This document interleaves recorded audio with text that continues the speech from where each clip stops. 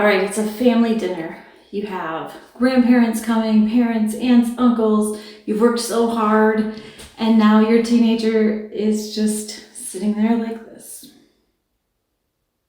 And they're refusing to come out. And all your hard work feels like it's going to be ruined by your teenager. Have you been there? Have you felt like that? This is actually something we get a lot. Why won't they enjoy family? Why don't they appreciate what I've done? Why are they trying to make things difficult? If any of these resonate with you, listen up. They're not. They're not trying to make things difficult. Okay, sometimes they are. But at the base of it, that's not what they're feeling. Family dinners aren't the same for everyone. This is a thing that took me, let's see, I claim to be 29, actually in my 40s, took me this long to figure out. I never really reflected on family dinners. But when I was growing up, it was me, my brother, my mom, my dad for a little bit, later my stepdad. We got together with extended family twice a year. At Christmas, where we didn't all sit down, there wasn't room. You would make your little sandwich and stand there and eat after we opened Christmas presents, mind you. So everybody was already a little relaxed. And then we would get together once in the summer, and they would put out folding tables in the garage, and we would all kind of sit at the same time, but it wasn't really big. It wasn't a big deal. We just sat there almost like it was a picnic, and then we'd run and play some more.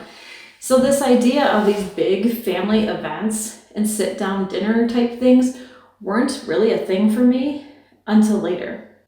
And maybe that's why for me, they seemed stuffy, but it makes me think of teenagers too. Although they might have been grown up around some of these things, they still might not feel included. And let me tell you what I mean by that. There's different kind of inclusion in a family dinner. So my very first memory of a big family dinner with a lot of people at a really big table was horrible. It was a horrible moment. I was 7 or 8 years old. My parents had divorced, and my mom drove, I think, about 2 hours to meet my dad halfway from where he was.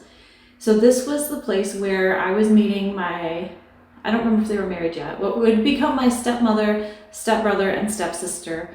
I may have met them once before at that time, I don't remember. But they did this exchange of kids at a restaurant. And a lot of my new step family's extended family was there. So it would have been scary anyway for me with a bunch of strangers. Again, 7 or 8 years old, I was very quiet.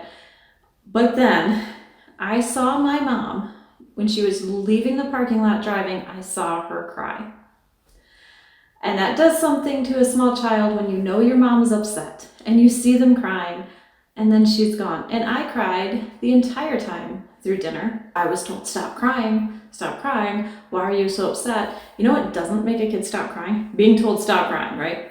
That's beside the point. The entire dinner, all these strangers kept staring at me. Some with pity, some with annoyance, some like I had bugs crawling out of my head because I was so strange that I wouldn't stop crying. It was not a good memory. And that is the first time I remember sitting at a super large long table with a bunch of people and it being semi-formal. So no, it doesn't bring about the warm fuzzies for me. Now, when I met my husband and I went to his family gatherings, those were a little better. Those were a little better. They had a large family. Everybody pretty much got along. There were a few comments, and I still kind of felt like an outsider because this is all of their family. But you could tell some of the people there, felt a little bit like that. And to me, this is what these things have been. So I met my friend Siba. He owns a bakery in Alberta. If you're by Alberta, go to Dutch Delicious. And his memories of his family, the whole reason he has his bakery and his saying for his bakery is breaking bread together, like sitting down and sharing a meal. And to me, that sounds like torture. But to him, it was a bunch of warm feelings. He's talked about his memories of helping in the kitchen, and they were a big, happy family. And it was much, much different. So as an adult, we can look at these things, right? So now picture you're in your teenager's shoes. And whatever your family is, whether they're more formal or whether they're preparing the meal together and laughing, it doesn't mean that your teenager sees it the way that you do. I can guarantee you, in my memories of these dinners that the adults sitting at the table did not think of it like I was feeling it. And those are valid feelings because that is truly what I was feeling. And I don't think any of them understood. They just knew I was ruining the meal. But say that your house is one where you bake together and you laugh together, but your teenager isn't the same as they were 3 years ago, where maybe they were in there laughing with you. And this time, they don't feel the same because they are different. Their hormones have changed. They've changed. They might not feel like the people who once knew them really know who they are now. And it doesn't make them wrong. It doesn't make you wrong. It really means this situation is definitely more than them just throwing a fit or sulking or whatever. So this is where it's good to have a conversation. So first realize they're probably not trying to sabotage everything you've done. They're just having their feelings, and they're allowed to have their feelings. You are also allowed to have yours. Don't get me wrong, but you're the adult. So you are the one that should be able to process your feelings first and look at them and try to help them with their feelings, because you're the adult and you're the parent, and that comes with the territory. So go sit down and have a chat with them. Be like, I know you don't want to do this dinner. This is very obvious, but it's important to me that you get to know your family, that we spend time together. Maybe this seems stuffy to you. Do you have any suggestions on how we could make it better? Do you have any suggestions that you can tell me on how you might feel better about sitting down with these people?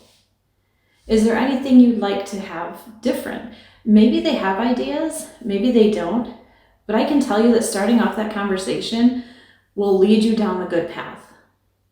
It will let them feel seen, and not just seen as an annoyance or a disturbance, but seen as a person with feelings who's struggling with what is supposed to be a normal, happy deal. And then you've opened that door, right? And maybe this first dinner is gonna feel exactly like the same as the rest. But maybe during this dinner, maybe their mind is thinking differently. And their mind isn't thinking, they're just annoyed at me, this is horrible. Maybe their mind is thinking, what would make this different? What do I specifically not like about this? Where am I not feeling comfortable? And you can ask them to look for those things. If you have a conversation beforehand and they don't have any suggestions, and say, okay, I want you to sit with us, but I want you thinking about these things. Is there somebody at this table that makes you feel uncomfortable that maybe we need to have a discussion with? Do you feel like the food is not food that you like? I have a child who is very picky, so we try to make sure there's certain food there. Ask some questions, get them thinking.